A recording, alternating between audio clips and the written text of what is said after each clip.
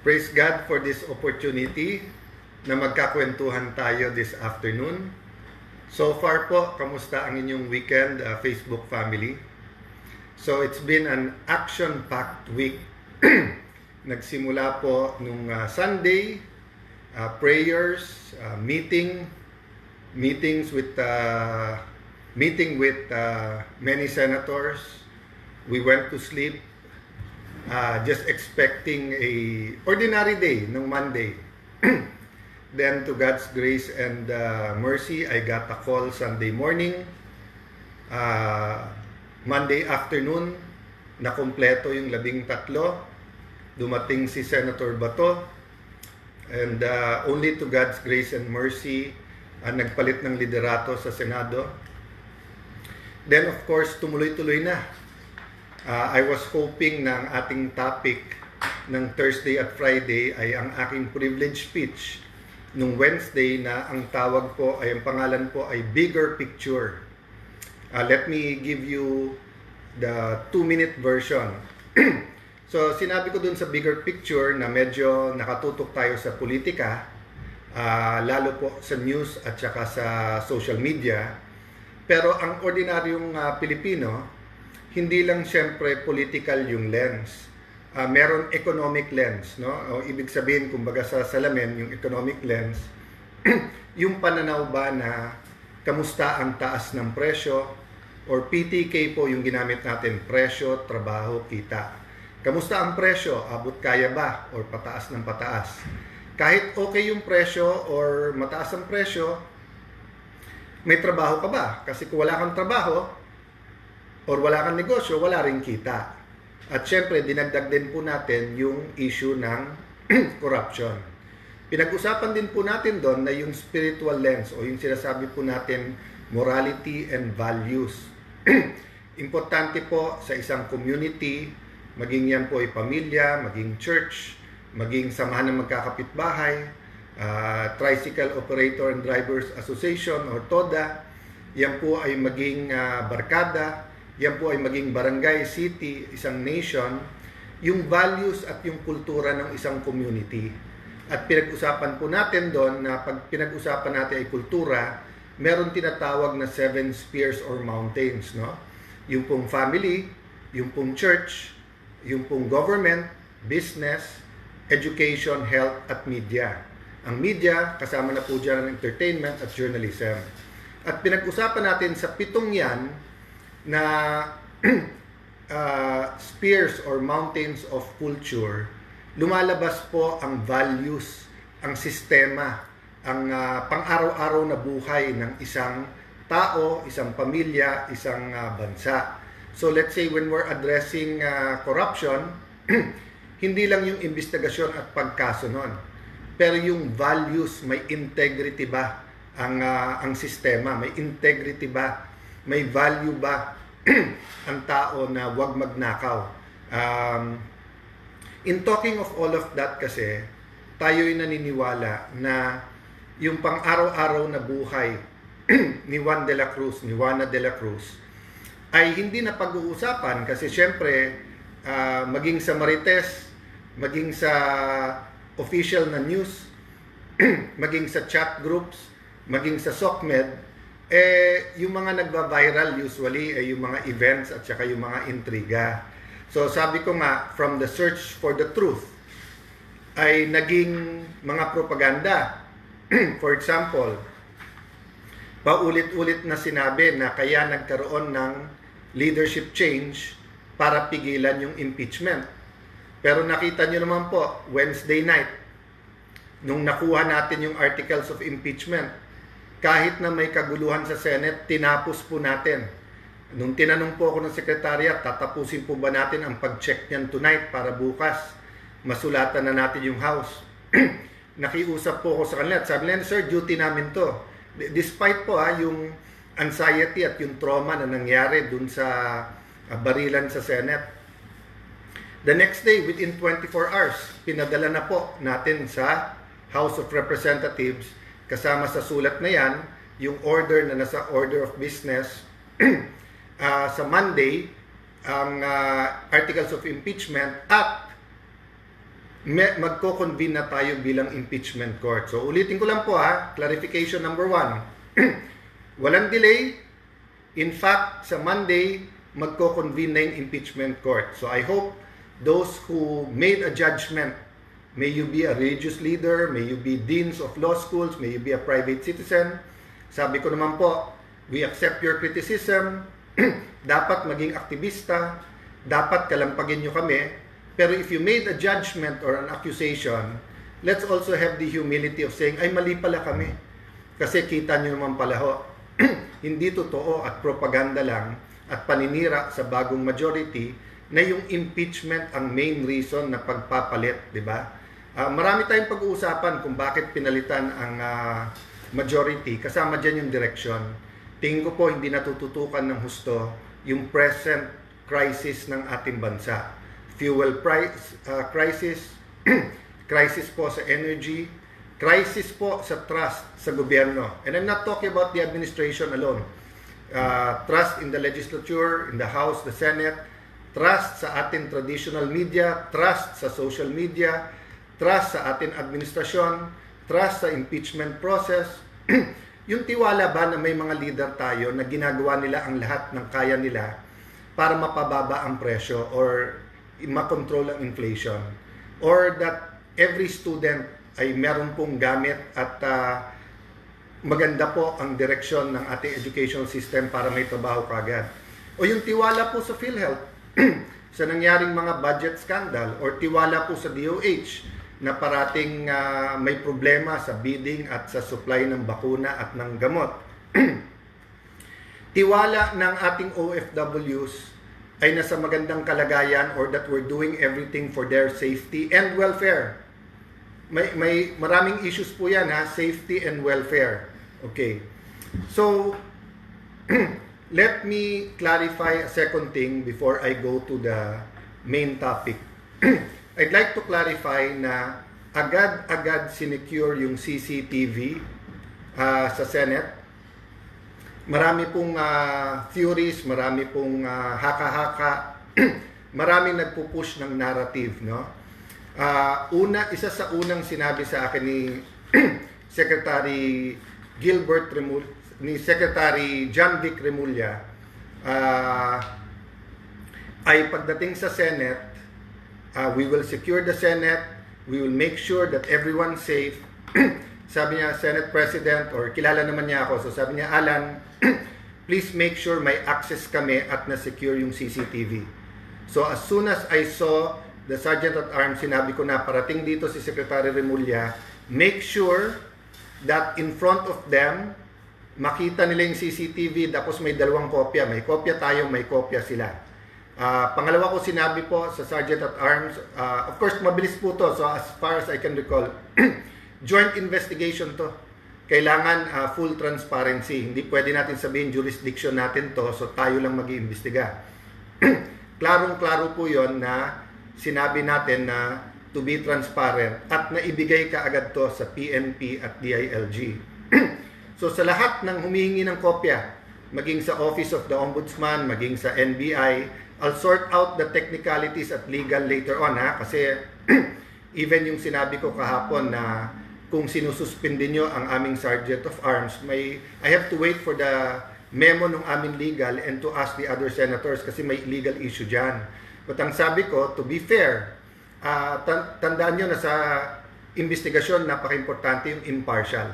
Kung walang credibility yung investigasyon, bali wala investigasyon. So, paano mag-iimbestiga ang NBI kung sila mismo ang iniimbestigahan? Diba? Tandaan nyo po, paulit-ulit sinabi sa amin na wala sila sa aming premises at wala sila sa GSIS. Nangako din ang NBI na bibigyan kami ng kopya ng warrant at hindi naman kami binigyan ng kopya. So, hindi pa namin nakikita yung warrant. So, paano nila sasabihin sa amin na dapat ay dinetain namin si Senator Bato? Even assuming that we had the power to detain him.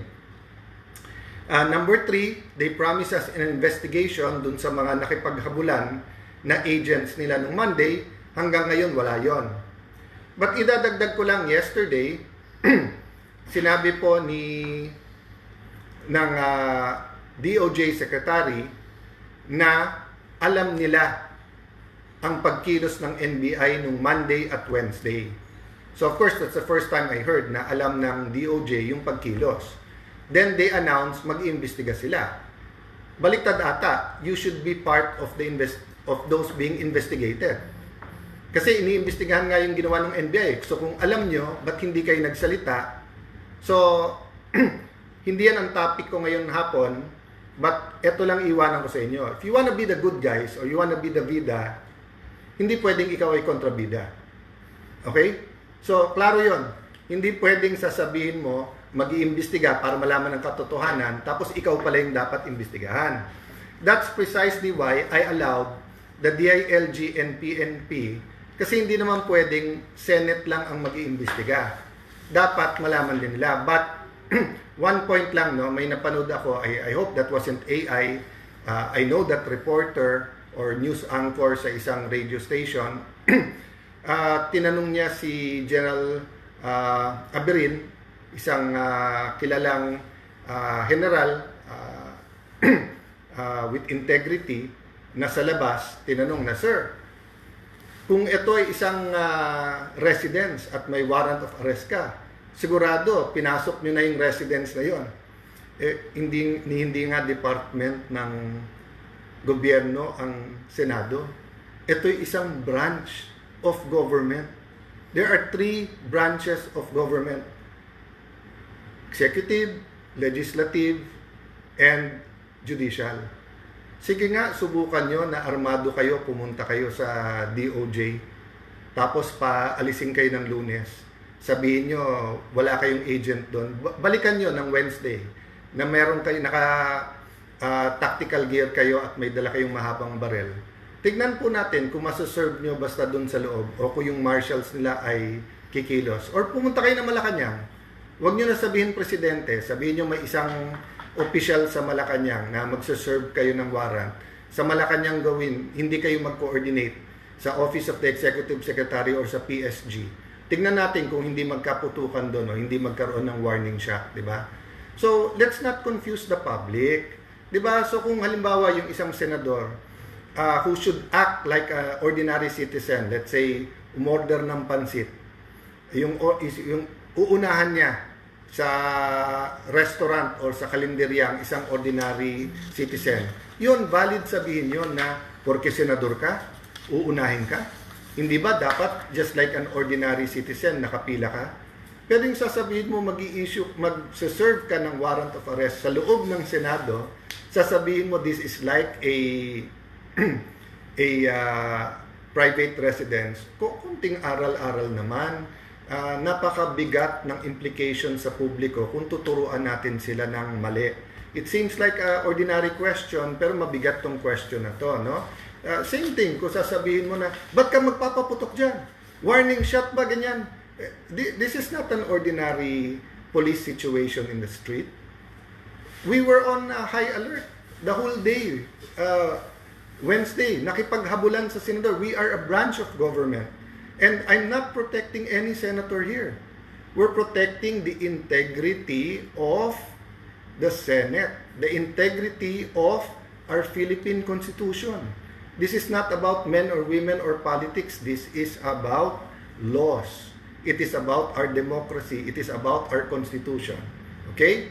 So, my main complaint yesterday was that from the search for the truth, parang naging PR campaign. PR meaning public relations. Parang may narrative, counter-narrative, para bang rumble sa college na wala nang pakialam kung sino tama at mali. Basta't kung brag mo yon, doon ka nakakampi. So para bang may 2 sides of the narrative and then bahala na si Batman. Basta't ang importante, yung narrative namin. Hindi po. That's why nung humingi kami ng tulong, unang-una hiningi namin, every single person in the Senate ay ma-secure at masiguradong ligtas at hindi masaktan, including of course the Senate media na tinutukan talaga yung mga nangyayari doon. Ang problema, parating pa lang si Secretary John Vic at saka ang NCR ang NCRPO na sa labas, but ang Chief PNP may nagsasabi na stage to. So meron ng narrative. And then may counter-narrative na. I did not give in to a counter-narrative. So tignan nyo po ang aming joint statement at pagharap sa press ni Secretary Remulla. Sinabi ko, hintayin yung investigasyon. Hindi ko binanggit yung word na NBI, although meron na kaming initial findings na NBI, because I didn't want to influence anyone. And I didn't want this to be a government versus government unless there is a hard evidence, no? So, if the past few days we've seen PR campaigns, public relation campaigns, let me talk to you this afternoon or this evening about a different PR campaign. Sana po the rest of the day today and tomorrow, especially tomorrow, which is a holy day for many religious people regardless of your faith. Ang PR campaign na aking pong propose ay Prayer and Reflection Campaign. Prayer and Reflection Campaign. So let me start with prayer. May mawawala ba ho if as a nation we pray? So, unang-unang prayer, di ba? To submit to God. God, we're imperfect. God, this is your country. God, this is your people. This is your government. This is your Senate. So, kung anong gusto natin idain? Lord, this is your people. Maraming gutom. Lord, in a quick 2 months, third month, nung gera sa Middle East between Iran, Israel, and the US, ang laking nagbago sa mga negosyo, sa kabuhayan, sa presyo ng pagkain. Lord, optimistic ang aming future nung una, pero ba't biglang nag-away-away ang gobyerno at ngayon, who's in charge? Diba? I mean, I'm talking from the local level and I'm talking about religious leaders, business leaders, student leaders, leaders in media, leaders in government. Parang ang gulo-gulo. So, one point lang about prayer.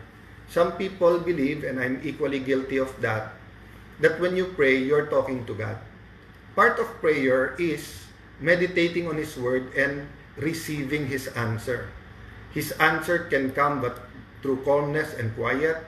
His answer can call through circumstance. His answer is in His Word. His answer can come from visions. Diba? Ang point ko lang po, hindi to parang, Mami, Daddy, gusto ko ng kotse. Mami, Daddy, gutom na ako, kain tayo sa labas. Hindi po ganun eh. Papa, Mama, Mother's Day, kain tayo sa labas. Yes or no? Hindi po. You have to be still and quiet and also listen. Why reflect? So, I've gotten very good compliments. I've also read very unreasonable demands, including sa resignation ko. But let me ask you, may mawawala bang I'll reflect on it? May mawawala ba I'll look back last Sunday, Monday, Tuesday, lalo na Wednesday, what happened? Could I have done better? Did I do my best? Was I there for other people? Am I fully protecting the institution, or was I also a little bit political? Did I open up enough the Senate to an investigation? Tandaan nyo po, balance yun. Ha? If I have to protect the Senate, so hindi ka pwedeng totally mag-surrender na bahala na kayong lahat mag-imbestiga. It is a branch of government. We have to protect the integrity of the Senate. On the other hand, we have to make sure it's independent, transparent, believable, credible. So, I also criticize yung iba kong mga kasama kasi una, hindi kami nakarinig na buhay pa ba kayo, kamusta kayo. Then pangalawa, ang criticize at yung ginamit na po na na narrative is political. Having said that, may mawawala ba for me to check tama ba yung mga sinabi ko about them? If I were in their position, ano bang iisipin ko, di ba? So, when we reflect, we have to start with ourselves. Ang daling mag-reflect sa iba. Madaling mag-reflect sa kalaban mo, sa kabilang grupo, sa maling ginawa ng executive, maling ginawa ng... but what about yourself? No? So, I'll be doing that. Yes, I'll be meeting some senators. I'll be preparing for Monday. We'll be doing a lot of things. I'll have a little bit of a family time. I'll try to get some rest. Medyo, alam nyo, pagod, konting acid. I've been having, medyo dry din Mouth, I think because nga, pagka may antihistamine, aside from anti-asthma, pag natutulog, nakaka-dry din ng mouth. So, there's many things. We're all human, di ba? But we're all created in God's image and nature. And I want to read this verse, 3 John 1:4. I have no greater joy than to hear that my children are walking in truth. Napakagandang verse, di ba? Sabi niya, I have no greater joy than to hear that my children are walking in truth. So hindi sinabi dito, I have no greater joy than to hear the Soto group being the majority in the Senate. Hindi sinabi dito, I have no greater joy than Cayetano replacing Soto. Hindi nakalagay dito that I have joy na tama ang DILG or tama ang DOJ or Ombudsman. Ang nakalagay dito, I have no greater joy than my children. And I do believe all of us have the right to be His children. Of course, we have to believe. And sabi that, are walking in truth. So, hindi lang believing in truth, hindi lang seeking truth, but walking in truth. So, babalik ako sa prayer. Let's all pray for truth. Diba? Kasi pag may for example ang isang addict, naniniwala siyang hindi siya addict, hindi siya gagaling. So, let's say addict sa alak. So, ang inisip usually ng addict sa alak, kung 2 bote lang, 2 shot, kaya ko yan. Diba? Or addict sa sugal. Kung magtotongits lang naman ako ng tanghali, magkakasino lang ako mamayang gabi, mag-online gaming lang ako in between, hindi naman ako addict. So, if you do not start with the truth, you cannot address the problem. So, ganun din po. If the Senate will think that the problem is the majority, if ibebenta nila, impeachment lang to, yan lang ang without saying na, sandali lang, how have we dealt with corruption issues? Have we done enough to really address it? How have we dealt with prices, with inflation, prices of food, productivity ng ating farmers, with flood control? Hindi lang yung flood control investigation, tag-ulan na. Kita nyo, konting ulan, may bumabaha na. So, we have to reflect on so many things, di ba? Dati, leader tayo sa education. Totoo ba, the last year, naunahan pa tayo ng Cambodia sa tourism. Paano kabuhayan ng ating mga kababayan? Let me give you one point. I'm reflecting on, alam ko na kasi kasunod pag ganito na may kahirapan, kasunod na nito new taxes. Whether the day na medyo controversial yung IMF, 1970s, 80s, hanggang nung naging congressman ako, late 1998, parati yan, na ayusin nyo yung fiscal position nyo, yung pananalapi, mag-tax na naman. So, paulit-ulit ko po sinasabi, sana ngayon may makinig na as Senate President and head of the new majority. Nung panahon ni President Ramos at nagka-crisis, nag-impose siya ng 10% across the board sa lahat ng departamento. Maliit lang ang budget nun. Ngayon, mahigit 6 trillion yung budget So, pag nag-impose ka ng 10%, forced savings, 600 billion na kagad yun. Kahit imperfect, sabihin natin, some departments 5%, some 7, some 10, some 12. Sa 5%, 300 billion yun. Baka naman hindi natin kailangan ng taxes. Or baka kailangan, pero as the new Senate President, at least while I'm there, ipakita nyo muna na lahat ng luho at lahat ng hindi kailangan sa gobyerno na isang tabi at magagamit natin sa tama. Okay? I will recognize whatever the administration has done or is doing, di ba? But there's so much we can do. And we're only talking about the 2026 budget. Tandaan nyo, may pera pa from the 2025 budget. O yung ibang nirealign for the crisis, ma-report kung nasaan yan. So just an example, no, that as I reflect, diba? So I also have to reflect kasi kung what we're going to do today, what we're going to do tomorrow, what will next week, next month, next year look to each and every Filipino. So guys, thank you for spending time with me today. Ulitin-ulit yung verse. Sabi ng Panginoon, I have no greater joy than to hear that my children are walking in truth. So sana po, magkalaban man tayo sa politika, magkaiba man ang opinion natin, we can start looking at each other as lahat anak ng Diyos. Just because we have different ideas, we don't have to call each other evil, di ba? Or call each other names. There is evil. There is evil in our society, di ba? Pero kaya nga sinabing hate the sin but love the sinner. So sa lahat po na sumasama mismo sa live, sa viewers natin ngayon, thank you po. This time around, nakiusap po ako kay George na hawakan yung cellphone kasi nga usually ako, but just so that makakonsentrate ng konti. At saka ngayon, uminom ako ng Gaviscon nata yun kasi nga medyo may acid ng konti. And I still have so I know may nakikinig ng mga ka-dinner ko. Thank you for joining us tonight. I will be there in 10 minutes. God bless you guys. Good night po.